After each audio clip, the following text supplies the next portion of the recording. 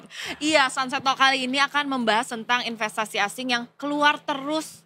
Gimana nih cara investor menyikapinya ya? Kan nggak enak kan kalau ditinggal sendiri. Iya, sampai kejeduk tuh kan ininya. Iya.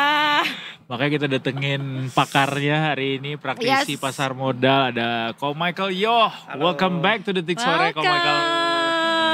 Apa kabar? Baik, Mas. Di tengah gunjang-ganjing dunia saat ini gimana? Sebenarnya pergerakan portofolio? Kita cukup well. Ini buktinya aku pakai 1 lapis nih. Kedinginan gak masalah. Kita doang yang kedinginan ya. Beda soalnya bajunya. Beda bajunya bener-bener. Iya. Yang satu tebalnya tebal. Ada teknologinya. Ada teknologinya kayaknya.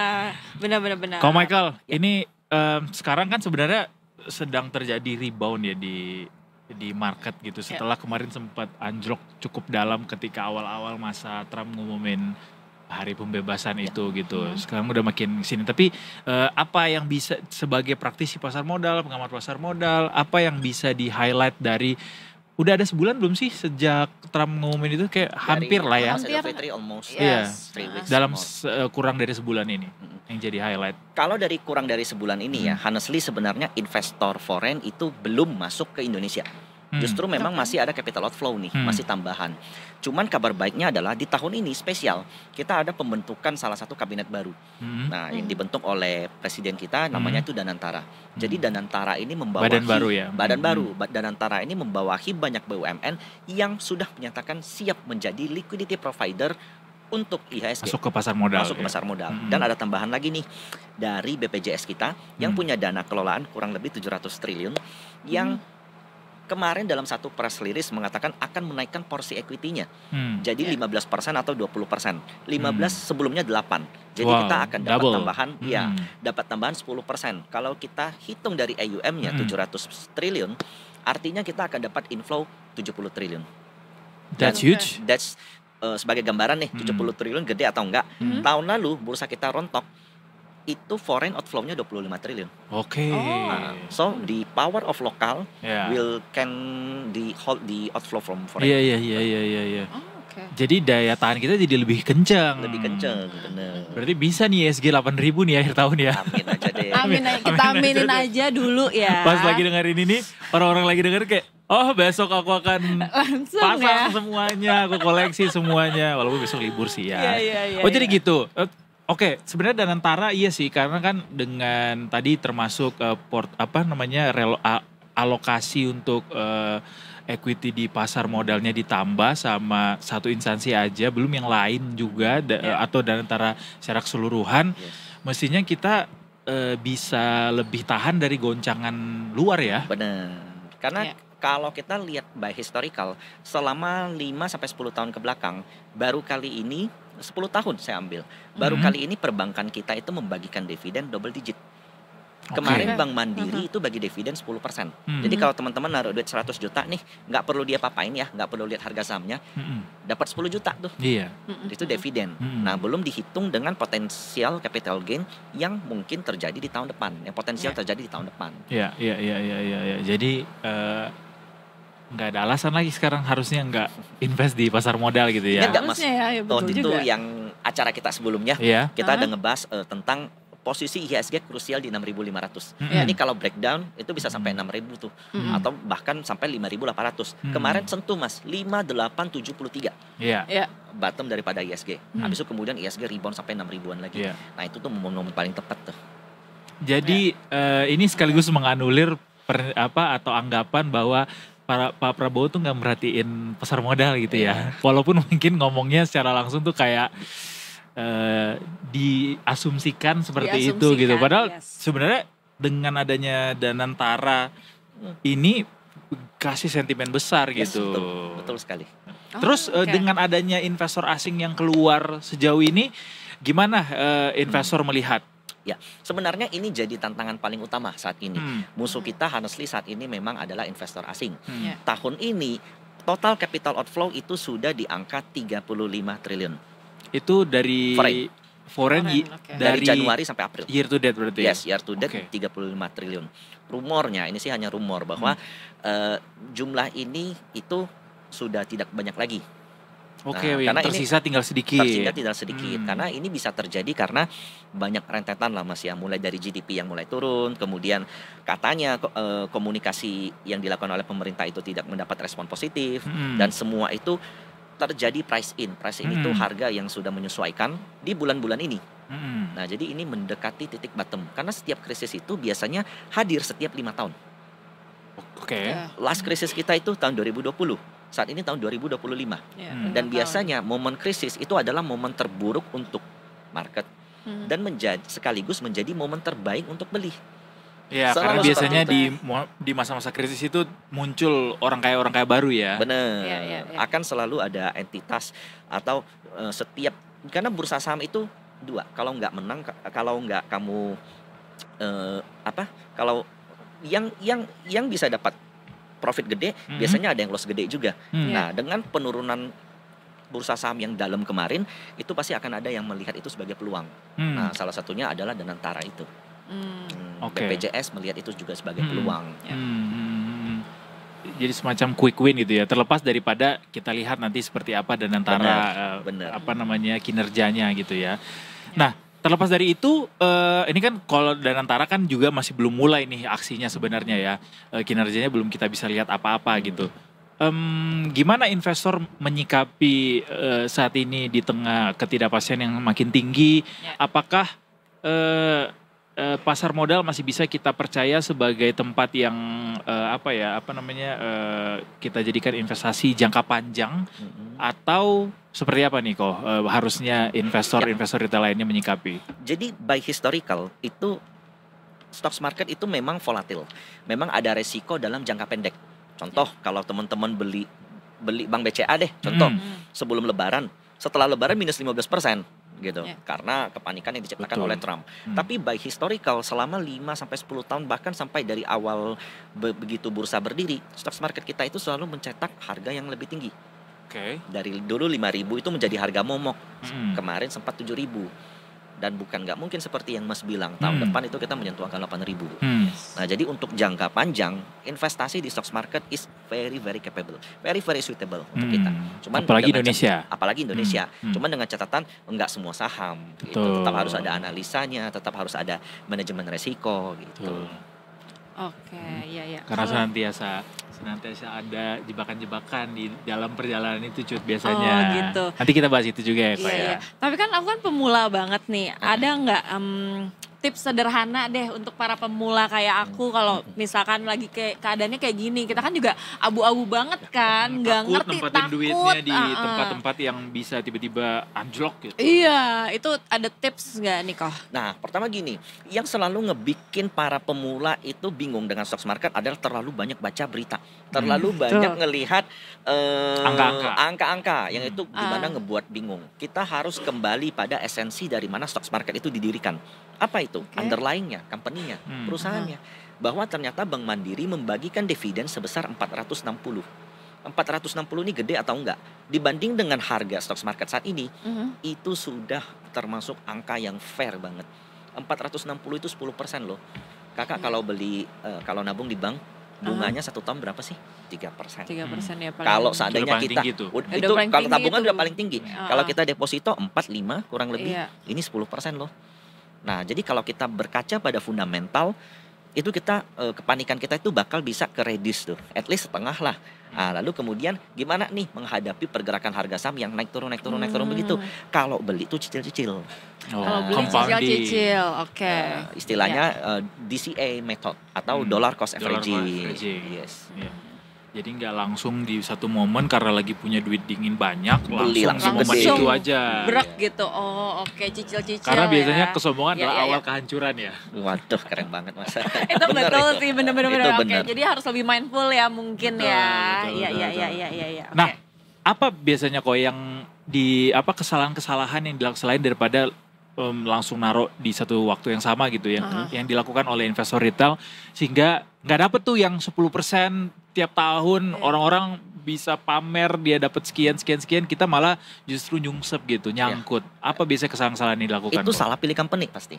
Salah pilih salah. sahamnya. Ya, dia mungkin teman-teman saat ini kan jumlah saham yang ada di IHSG kurang lebih 1.000. Nah, enggak semua bisa selalu perform setiap tahun. Ada masanya, ada siklusnya. Jadi teman-teman harus tahu at least ngerti laporan keuangan, ngerti growth perusahaan, ngerti company-nya mau arahnya kemana, dividennya berapa. Nah, penting tuh. Jadi harus banyak yang dipelajari ya. Luck ngaruh nggak Satu tapi? poin. Luck juga ada pengaruh. Bagiku ya, siapapun yang masuk di 2020 2021 itu most likely profit. Iya, iya. Nah, setelah itu 50-50 tuh, tergantung dari skill. Nah, tapi bagiku ya, ini sebentar lagi momen Covid bakal terulang.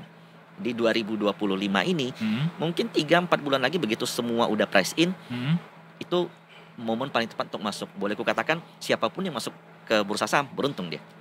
Oke. Oke, noted. Covid lagi tuh maksudnya dia akan bounce Recovery. back. Yes, Ya. yes. 3-4 bulan lagi. Yes. 3-4 bulan lagi, ingetin gue ya, Do ya. Itu adalah momen paling peak daripada market, paling bottom daripada market. Paling bottom. Jadi di rentang 3-4 bulan itu invest lah gitu ya, price in karena udah price in katanya. Oke. Menarik. Orang mah kalau misalnya dijanjikan keuntungan gain dari sebuah saham yang dia beli itu tuh pasti bercahaya mukanya atau bayanginnya senyum terus gitu. Padahal market juga adalah tempat yang cukup seram gitu untuk orang-orang yang katakanlah innocent gitu ya kok ya, karena nggak tahu bahwa itu juga adalah hutan belantara yang banyak penjahatnya juga. Kalau kata Ryan Filbert tuh bandar, ada yang namanya bandar gitu ya. Jebakan-jebakan Batman di situ. Itu gimana caranya kok supaya kita bisa terhindar dari bandar-bandar ini, jebakan-jebakan Batman ini? Oke. Konsep bandar atau saya mungkin lebih cocok kalau saya sebut liquidity, market maker, mungkin lebih cocok saya sebut itu. Okay. Market maker itu biasanya menguasai majority daripada ownership dari company. Oke. Jadi kalau dia punya banyak saham di perusahaan ini, banyak itu lebih dari 60% saya bilang. Majority lebih fragile. Lebih fragile. Dia lebih bisa mengendalikan harga sahamnya sendiri. Nah, meanwhile kalau seandainya kita berinvestasi di company yang market cap-nya tinggi, kita contoh BCA, Bank Mandiri, BRI, Astra, Telkom, itu most likely tidak bisa dikendalikan oleh beberapa orang saja. Nah, sehingga kita akan terhindar dari yang namanya jebakan bandar gitu. Ini contoh ya. Ketika BCA koreksi, BRI koreksi, Bank Mandiri koreksi, dalam ya, itu tidak ada ketika hari esoknya itu udah langsung rebound lagi, semuanya rebound lagi karena semua melihat itu sebagai opportunity juga. Ketika asing kan kemarin yang paling banyak jualan tuh asing, ternyata lokal-lokal melihat itu sebagai opportunity. Jadi Kalau market yang menyetir ya, bukan jadi, satu pihak tertentu. Ya, kita harus tahu saham mana yang dimana partisipasi publiknya itu real, tidak diatur oleh satu atau dua golongan tertentu, dan itu majority dari company yang market cap-nya tinggi. Contoh dia ada di LQ45, ada di Kompas 100, ada di Serikahati, atau ada di IDX 100, IDX 30, sorry. Sesuai dibilang mulailah dari saham-saham blue chip gitu ya kok ya. Itu tadi yang saham-saham yang ada di indeks-indeks yang disebutin sama Ko Michael gitu. Kok balik lagi ke capital outflow. Apa yang paling ditakutkan sama investor saat ini dari kejadian di dunia ekonomi global saat ini? Ya, kalau kita berkaca dari indeks kita IHSG itu sempat koreksi sendirian tuh Januari, Februari, Maret. Meanwhile, yang lain bukannya juga kok. Yang lain nggak terlalu sebenarnya. Koreksi juga tapi tidak sedalam kita. Oh gitu. Hang Sengnya lumayan, Singapore Exchange lumayan, Kospi lumayan, Nikkei juga lumayan. Nah, itu terjadi karena outflow yang terjadi di lokal kita. Karena investor foreign melihat Indonesia growth-nya tidak stabil, di masa pemerintahan baru juga masih ada transisi, terjadi capital outflow. Sehingga saya bisa katakan yang terjadi di internal kita, di kondisi politik di negeri kita, ekonomi negeri kita itu sudah hampir price in. Yang saat ini investor takutkan adalah perang dagang terbaru. Yaitu karena Trump itu mengatakan 90 hari pause loh, bukan 90 hari diberhentikan. Nah, setelah 90 hari seperti apa? It's a delay. It's a delay. 90 days pause tarif itu seperti painkiller. It's not pain removal gitu loh.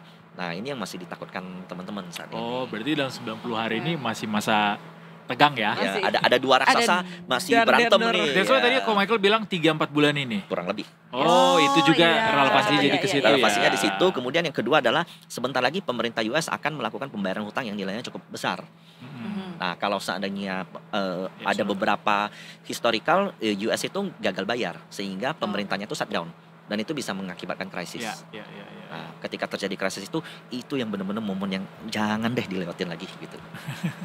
Bener lagi amit-amit ya. Heeh. Jangan Tapi- sampai. Kalau kondisi ekonomi dalam negeri gimana kok? Kan juga saat ini juga beberapa indikator ekonomi tidak menunjukkan Benar, angka benar. yang baik juga Benar, benar. gitu. Kayak Deflasi gitu loh. deflasi, PHK, Ya, PMI turun. daya beli, FDI ya. turun, honestly itu memang benar. Itu jadi PR pemerintah kita Mm. untuk ngebuktiin nih Hmm. kepada masyarakat, kepada investor asing bagaimana kekuatan kita. Nah, karena sebenarnya dari GDP kita diproyeksikan oleh IMF itu growth-nya 4,9 something, hampir 5. Oke. Sementara pemerintah kita sendiri menargetkan 5 ke atas, bahkan 8 sebenarnya. Tapi itu a very long way. Nah, cuman kalau kita refleksikan dengan harga sahamnya di zaman 10 tahun ke belakang, krisis 2020, krisis 2013, krisis 2008, di harga sebottom-bottomnya indeks kita belum pernah ada dividen perbankan bagi double digit. Hanya tahun ini. Kayak anomali gak sih? Anomali karena gini, saat ini ya capital outflow yang terjadi di IHSG bisa saya katakan lebay. Padahal sebenarnya PMI kita jelek, oke. GDP kita masih 4,9 something. Kalau dibanding dengan COVID gila, parah banget. Betul. Jadi koreksi harga saham itu dalam banget. Meanwhile kinerja company-company-nya turun tapi nggak sampai begitu. Sehingga ini yang ngebuat di harga segini itu dividen udah 10%. Meanwhile dividen 10% ini nggak lu dapat di 2013, 2020, 2008. Nah, jadi this is kalau kita katakan ekonomi kita belum pulih itu betul. Tapi harga saham kita udah murah banget. Nah, itu jadi satu faktor lain. Iya. Gitu. Jadi makanya saat ini ya, kalau teman-teman punya dana tabungan nih daripada simpan cash rupiahnya melemah terus, boleh tuh coba dialokasikan cicil stock market. Gitu. Kalau uangnya memang beneran dingin, Dingin. ya. Dingin Iya. ya, jangan pakai Jangan uang pakai yang uang panas yang panas. dibutuhkan buat dana operasional, Iya. anaknya mau sekolah, dipakai terus pas ternyata sahamnya Masih anjlok, belum rugi, masih belum masih pulih. belum untung, iya. iya benar. Benar-benar. Malah nggak ada di dana. pikiran orang-orang Lari ke suka pinjol. kayak cepet gitu loh, Bener, pasti bener. kan seringnya Iya, kayak kok. cepet nih kayaknya muternya gitu. Kok Michael sendiri secara pribadi ketika mulai terjun ke stock market, berapa lama sampai akhirnya bisa stable dapat income yang gaining gitu, lebih surplus gitu? Saya di stock market itu tahun 2012 2013. Hmm. Nah, di Oke. tahun 2017 baru saya bisa konsisten tuh. 17, 18, 19, 20. 5 Berarti tahun. 4-5 tahun. It Empat, took lima kurang lebih. 4 tahun. to 5 years Iya. untuk bisa stable. Bener. Apa namanya portofolionya Iya, gitu ya. bener. Selama 5 tahun itu bolak-balik. Nah di pikiran anak-anak sekarang juga, Bulanan kayaknya. gak usah bulanan, mingguan gitu ngelihat orang udah untung segini kayak, oh ketika dijelasin kalau beli saham ini, terus kalau dia ini kan gerakannya harian gitu, Iya. kalau dia bisa sampai naik dalam katakanlah sepekan 5% gitu, duit lo kalau naruh segini bakal jadi segini. Awalnya saya kayak begitu, Mas. Hmm. Ini Dan itu kalau salah nyari, ya kalau nyari yang pakai- 5% itu kalau bisa konsisten selama ratusan hari, gue bisa jadi sekian ya. Hari ini 5%, iya kalau Iya, besok iya. 5% lagi. Gitu. Angan-angannya udah sampai ke negeri Oh, iya. Yunani tuh ya. Iya benar. Bener. Belum lagi kalau orang bicara Bitcoin atau kripto gitu kan, Iya, itu lebih benar. cepat lagi naiknya juga kan, Benar. juga lebih cepat turunnya juga gitu. Kalau Michael main kripto nggak? Enggak. Kenapa nggak? Kenapa? Bagiku investment terbaik itu bukan yang memberikan return paling tinggi, tapi investment terbaik itu di mana di instrumen yang kamu paling paham. Yang paling paham. Ya kamu paling iya, paham, kamu paling iya, expert iya. di situ, kamu paling bisa minimal risk di situ. Jadi aku nggak bilang Bitcoin jelek, enggak. Bagi teman-teman yang lebih ngerti cryptocurrency daripada saham, do it gitu loh. Berarti kalau Michael belum Oke. cukup paham dengan apa yang terjadi di kripto saat ini. Betul. Exposure saya lebih gede, jauh lebih gede di stock market. Oke. Tapi kalau dari total portofolio semua di saham atau ada bagi Enggak ke semua. instrumen lagi? Saya ada emas sebagian, sebenarnya cryptocurrency ada tapi nggak bisa dibilang ada karena terlalu dikit. Saham berapa persen kok? di stok? Lebih dari 90. Lebih dari Iya, 90. lebih dari 90%. Wow. Kenapa nggak semuanya kok? Kemarin kita ada ketemu juga sama beberapa sama praktisi saham lain Oke. bilang 100% gitu. Hmm. Kalau Michael apa yang mendasari nggak, walaupun juga bahkan Warren Buffett pun bilang jangan taruh semua uangmu di dalam satu keranjang yang sama. Tapi kenapa Michael sendiri pribadi kenapa? Bagi saya itu hedging. Contoh ya, Hmm. di bursa saham 1 tahun lalu, 1 tahun ke belakang, I think not lot of people making money. Karena bursa Iya. sahamnya turun. Nah, meanwhile dalam jangka itu kalau gue paksain 100% uang gue di stock market, bisa-bisa turunnya makin dalam. Nah, jadi kita perlu hedging terhadap suatu instrumen. Kita harus nggak bisa cinta mati sama satu instrumen. Setiap instrumen itu punya siklusnya. Kayak sekarang ini kan emas naik banget. Mungkin 1-2 tahun ke depan emas bisa aja turun. Karena begitu ekonomi pulih, emas justru ditinggalkan. Begitu terjadi Iya, betul. krisis, emas yang diburu. Michael hedgingnya di mana Emas. terbesar? Emas. Saya di Emas, emas. oke. Saya selalu siapin duit kalau ada lebih. Menurut saya ini udah cukup. Saya cicil ke emas, gitu. Kalau fenomena orang buru emas berbondong-bondong Iya. kemarin gimana ngelihatnya kok? Menurut saya kalau untuk tahun ini ya agak kurang tepat kalau kamu sampai ngantri terus FOMO bener Iya. beli emas, karena emas itu siklusnya kurang lebih biasanya 5 tahun ya. Nah, terakhir di Hmm. 2020, ini 2025 bisa jadi ini tahun di end of era emas loh. 5 tahun ke depan koreksi lagi, tapi setelah 5 tahun akan selalu meng-create titik tertinggi. Nah, karena emas itu selalu naik, selalu kenceng kalau terjadi krisis biasanya. Nah, ini kan puncak-puncak krisis nih tahun ini nih. Kalau seandainya ekonomi pulih gimana? Biasanya investor yang nge-hold emas banyak, dia kayak gila, gue mendingan buka bisnis nih, ngejual emasnya, gitu loh. Jadi emas bisa ada kecenderungan turun begitu ekonomi pulih, gitu. Kalau uangnya aman untuk nggak diapa-apain selama 5 tahun mah ya udah Oh nggak ya apa-apa nggak ya. masalah, Silakan, bener. silakan. Itu gue setuju tuh. Pokoknya Iya. kalau view lu 5 tahun, 6 tahun, 7 tahun, lu tabung aja, nggak usah lihat harga naik turunnya. Iya benar, Iya, benar. oh iya, Mau benar. dimanapun itu instrumennya Bener, ya. makanya saya selalu punya spare untuk alokasi ke emas. Kalau Menarik invest sih. di pinjol gimana? Aduh, jangan deh. Mohon maaf, itu emang invest. Invest juga kan jadi lender. Kalau maksudnya Oh. jadi lender di ya, situ. Oh, ada iya. tuh kayaknya. Ha? Iya. Ya, Itu seperti gimana? Jadi P2P investor, gitu ya, ya. iya, Ah, benar. saya tuh punya problem di di quality controller. Nah, di situ masalahnya. Kalau bank itu kan kita punya 6C, capital, kemudian kayak kolateral, Iya, iya, kemudian iya. karakter. Nah, kalau di P2P itu 6C-nya masih perlu dipertanyakan, masih perlu dibedah lebih Oke. dalam. Karena banyak kasus ya P2P yang gagal bayar. Sebut saja Investri ya. Aduh, yang sudah boleh ya. yang sudah sah begitu disebut gagal bayar dan bahkan sampai saat ini juga masih belum selesai begitu Benar. kasusnya. Gitu ya. Jadi itu terlalu risiko ya, berisiko Benar. ya. Walaupun Risiko itu ya. based on masing-masing profil risiko keuangan orang masing-masing juga sih. Iya. Ya. Nih menyongsong Indonesia 2025, menyongsong IHSG yang kita manifestasikan bisa menyentuh 8.000 by the end of this Yes. year gitu. Apa tips dari Michael buat detiker semua mungkin yang udah terjun di saham lama dan juga Yes. mungkin yang baru-baru apa?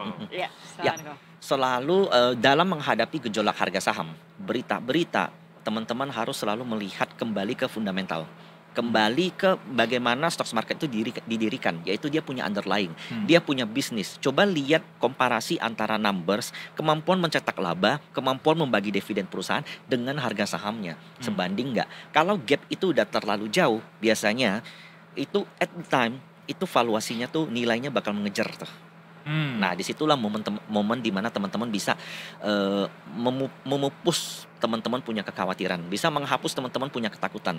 Kalau teman-teman ngerti sama underlying bisnis, ngerti bisnisnya, ngerti angkanya. Jadi jangan diikutin yang berita-berita di luar, jangan diikutin volatilitas harga, tapi kembali ke fundamentalnya. Jadi lihat Ya. perusahaannya, bukan Yes. lihat Ya. apa yang terjadi di luar perusahaan Benar. gitu ya, Ko ya. Mendingan fundamental apa teknikal? Sekarang. Kalau untuk jangka cepat, jangka pendek ya kita let's say 1 minggu, 1 bulan, 2 bulan, 3 bulan itu Teknikal. technical yang berpengaruh. Tapi kalau untuk long term at least 6 bulan ke atas atau 1 tahun ke atas, fundamental matters. Buat yang mau jalan-jalan liburan ke luar negeri atau mau berencana beli kendaraan supercar baru gitu ya. Supercar baru dengan ya, betul. investasi begitu dari pasar modal, boleh nanti dipupuk uangnya di instrumen yang terpercaya begitu ya, di mana pilihan dari teman-teman masing-masing, karena semua pada akhirnya pilihan kembali ke teman-teman semua, detiker semua. Disclaimer tadi yang disebutkan Ko Michael, mungkin kalau misalnya ada nama saham yang disebutkan segala macam itu bukan rekomendasi ya. Gitu. Terima kasih banyak Ko Michael. Terima kasih banyak Ko Michael. Kita berjumpa di lain kesempatan lagi. Terima kasih sudah mau mampir ke Detik Sore. Ya, mau sharing-sharing.